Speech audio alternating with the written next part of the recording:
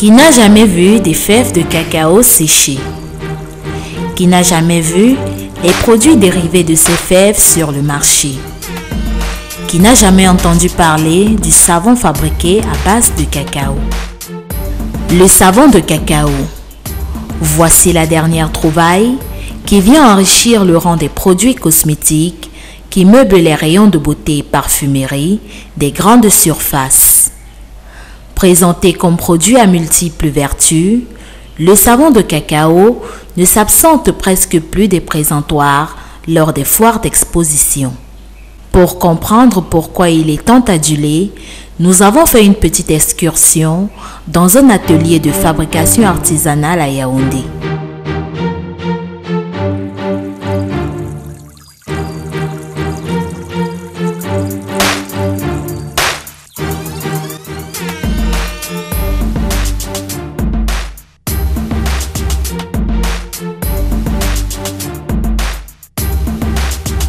Nous sommes ici à Elegdioa, au lieu dit Montémanguier, accompagnée de Suzanne, affectueusement appelée la reine de la transformation. Avec elle, nous allons vivre de bout en bout le processus de fabrication artisanale du savon de cacao. Il est exactement 6 heures passées de 53 minutes. Suzanne apprête le petit matériel nécessaire à la fabrication. Après avoir pris toutes les précautions sanitaires, notre reine de la transformation commence par enfiler sa blouse de travail, ses gants, avant de s'installer. Le processus de fabrication peut alors démarrer.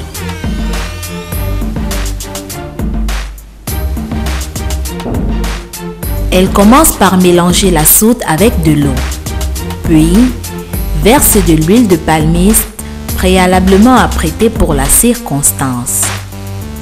Suivant le processus, elle y ajoute tour à tour les autres ingrédients.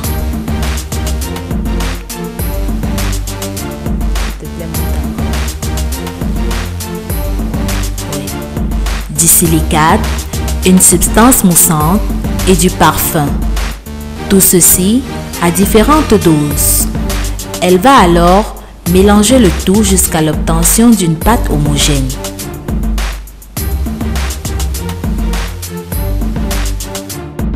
Un dernier ajout va être opéré. C'est celui de la pâte et de la poudre de cacao. Puis, le mélange se poursuit. Ensuite, vient l'étape du moulage qui va durer quelques minutes. Délicatement, la reine verse la pâte obtenue dans les moules préparés à l'avance. Et c'est dans des petites savonnières de 15 cm environ que la pâte va reposer pendant au moins 24 heures afin d'avoir un savon bien sec et solide. Nous venons d'assister à la fabrication du savon de cacao, savon de toilette. Très excellent pour la peau. Le mouvement, lui, reste habituel. Préparation de la pâte, conditionnement dans des moules sous forme de savonnière, refroidissement, puis obtention du produit fini. Aucune œuvre humaine n'étant parfaite, la fabrication du savon de cacao n'échappe pas à la règle. C'est donc un travail de longue haleine, à la fois laborieux et alléchant. Les difficultés ne manquent pas, mais avec l'expérience, on a déjà pu remédier à toutes ces difficultés.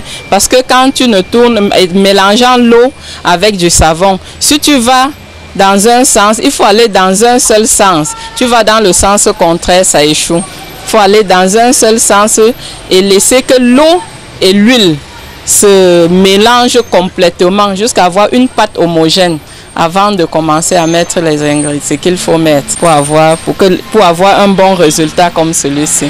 C'est vrai que dès le départ, c'était fréquent et il fallait recommencer. Ça n'a pas été facile. Ça n'a pas été du tout facile. Ça n'a pas été du tout facile à atteindre ce résultat. Ça n'a pas été facile. Et il a fallu aussi beaucoup d'années d'expérience pour obtenir ce savon.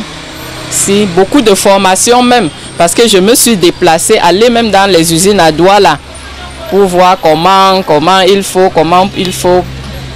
Donc c'est ça qui m'a fait, c'est ça qui a fait à ce qu'aujourd'hui je mette ce savon, ce produit sur le marché. Au final, c'est donc un savon à multiples vertus que nous avons au bout de la chaîne. Délicieusement parfumé, le savon de cacao peut embaumer toute la salle de bain à travers ses notes sucrées et chocolatées. Totalement neutre, cette recette 100% plaisir respecte les peaux les plus fragiles et ne dessèche pas l'épiderme. Cacao, ce savon que vous voyez, c'est un très bon savon et il est riche parce qu'il contient non seulement la poudre de cacao, le beurre de cacao et ce savon, même un bébé d'1 jour peut l'utiliser parce que c'est pas agressif. La soude à l'avance a été déjà bien traitée, donc c'est pas agressif. Et pour les problèmes de pellicule, des cheveux, donc c'est éradiqué.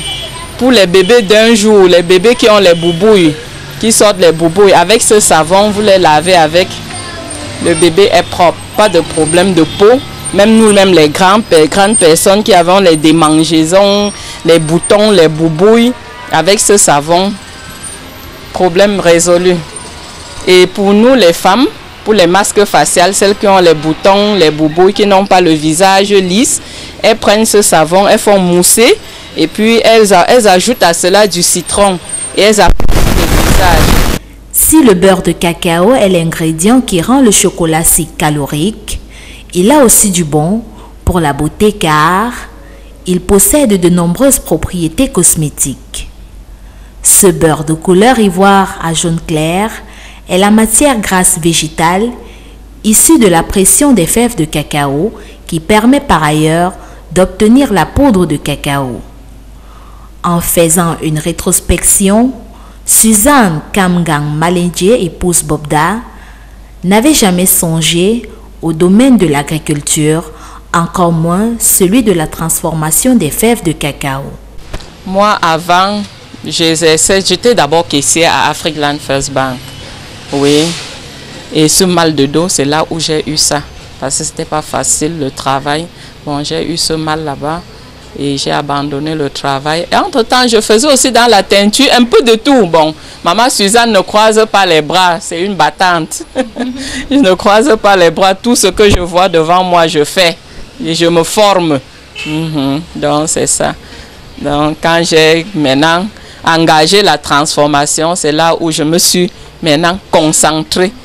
J'ai abandonné les autres un peu, pas totalement, mais je me suis focalisée maintenant dans la transformation. Au terme du processus de fabrication du savon de cacao que nous venons de vivre, maman Suzanne ne cache pas sa satisfaction, même si elle souhaiterait avoir un espace plus approprié pour la circonstance afin de vaquer aisément à la transformation du cacao. Mais l'espace aussi, même jusqu'à présent, c'est petit. L'espace est petit, trop restreint. Parce qu'il y a beaucoup de choses qu'on pouvait faire. Mais comme il n'y a pas d'espace, on ne peut pas le faire. Il faut vraiment l'usine appropriée. Parce que même les chocolats, les bonbons, vous pouvez arriver ici comme ça, je vous en donne. Mais le lieu n'est pas approprié pour en faire en quantité, beaucoup. On fait juste pour la maison et pour des connaissances. Elle est ravie d'avoir jusqu'ici prouvé aux siens qui n'ont pas cru au départ de cette aventure qu'elle pouvait y arriver, voire faire mieux.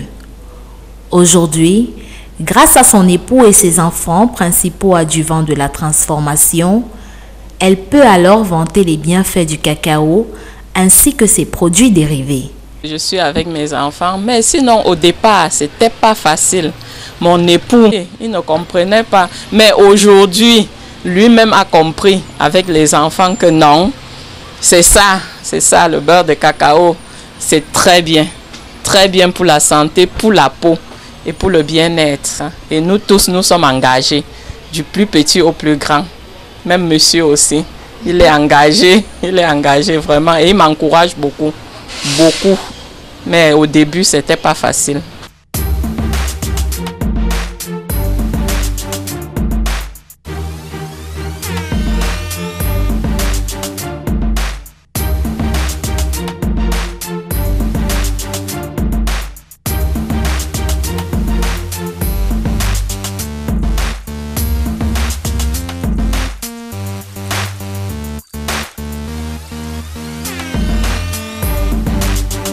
Originaire de l'Ouest Cameroun et mère de 5 enfants, maman Suzanne, âgée de 45 ans, n'a rien à envier à d'autres femmes. Cette source de revenus permet à notre transformatrice d'avoir une indépendance financière. Elle parvient ainsi à soutenir son conjoint et à mieux prendre soin de sa famille avec tout ce que cela comporte.